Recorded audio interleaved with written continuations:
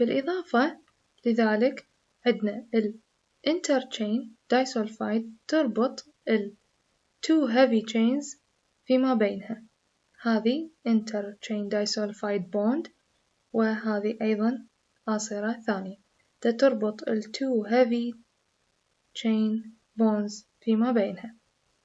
النوع الثاني من الأواصر هي هذه الموجودة هنا داخل كل سلسلة واحدة من السلاسل سواء الخفيفة أو الثقيلة، يعني ضمن البوليبيبتايد الواحد.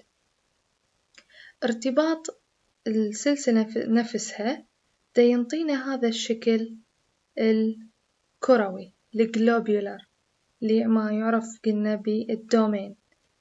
هذا الدومين ناتج من وجود أو الارتباط السلسلة نفسها بإنترا chain disulfide bond بالنسبة للهيفي واللايت نفس الحالة، فهذه هي الدومينز. طبعا مناطق قلنا كل سلسلة تقسم إلى مناطق بالاعتماد على اختلاف تتابع الأحماض الأمينية في السلسلة. فعندنا أول منطقة من اللايت هي variable light region، وأيضا عندنا variable heavy region أو اللي سميناها بالدومين. أيضا عندنا المنطقة الثانية هي تكون constant light constant heavy one. إذن بالجزء الأول عندنا بالأساس اللايت chain تتكون من two regions، من منطقتين، وحدة الأولى variable والثانية وحدة تكون constant، بينما الheavy chain لا، راح يصير عندنا اختلاف، عندها وحدة أو منطقة بها one variable heavy والconstant heavy one domain من السلسلة الثقيلة. وبالإضافة لل1 عندنا 2 وال3. هذه المنطقة منطقة ارتباط two arms of the antibody هي الhinge region أو المفصل، هي اللي تنطي هذا يعني هذه المنطقة راح يتكون عندنا الشكل Y shape، وهي اللي تنطي المرونة للجسم المضاد. التركيب الأخير اللي عندنا هو الكربوهيدرات أو الأوليغوساكرايدز اللي قلنا عادة يتواجد في second domain of the constant heavy chain أو region أو domain. هذا هو التركيب العام للجسم المضاد.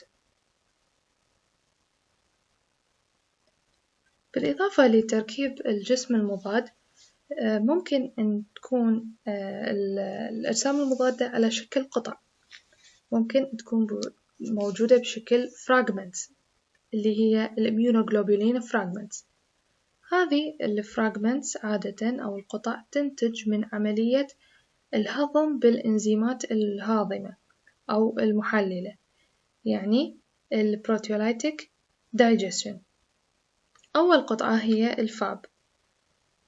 The fab is resulted from the digestion with the papain enzyme that breaks the immunoglobulin molecule in the hinge region before the HH interchain disulfide bond. إذن قطعة الفاب تنتج من عملية الهضم بإنزيم الباباين اللي يكسر جزيئة الجسم المضاد من منطقة المفصل ما قبل ارتباط two heavy chains السلسلتين الثقيلة interchain disulfide bond. This results in the formation of two identical fragments that contain the light chain and the variable heavy and constant heavy one domain of the heavy chain.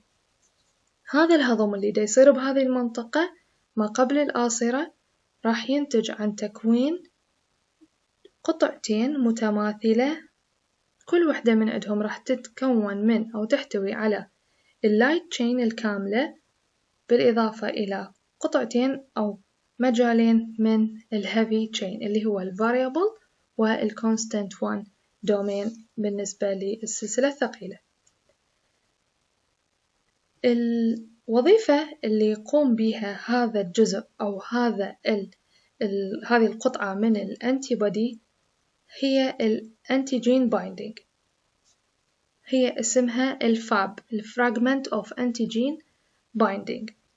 The fab fragments called because they contain the antigen binding site of the antibody.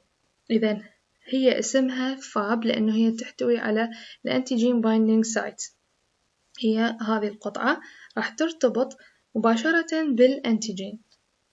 Each fab fragment is monovalent, whereas the original molecule of antibody is divalent.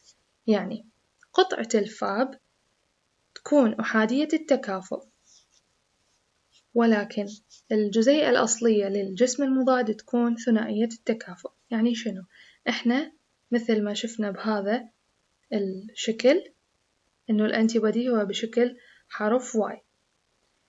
هذه المنطقة هي الفاب، فكل أنتيبودي عنده 2 فاب، عنده قطعتين من الفاب، فالأنتيبودي ككل يعتبر هو ثنائي التكافؤ لأنه عنده موقعين لارتباط الأنتيجين بجزيئة الجسم المضاد، بينما الفاب الواحد هو يكون monovalent لأنه هو يرتبط بأنتيجين واحد فقط. The combining site of the antibody is created by both the variable heavy and the variable light domains. يعني المنطقة اللي يرتبط بها أو الموقع ارتباط الأنتيجين بالأنتيبودي هي بالفاب، وتتكون من التو دومينز اللي تكون variable بالنسبة للسلسلتين الثقيلة والخفيفة. طبعا الأنتيبودي يكون قادر على أن يرتبط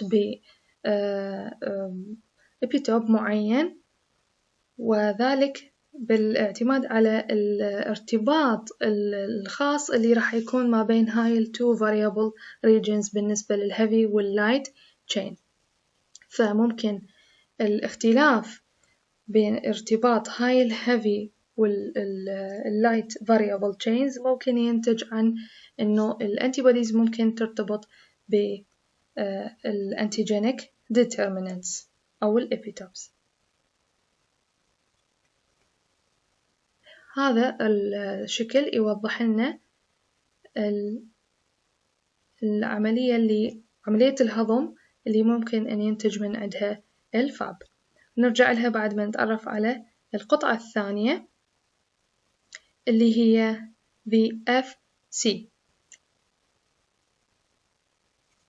The digestion with papain also produces a fragment that contains the remain of the 2 heavy chains, each containing a constant heavy 2 and 3 domains. This fragment was called FC because it was easily crystallized. إذن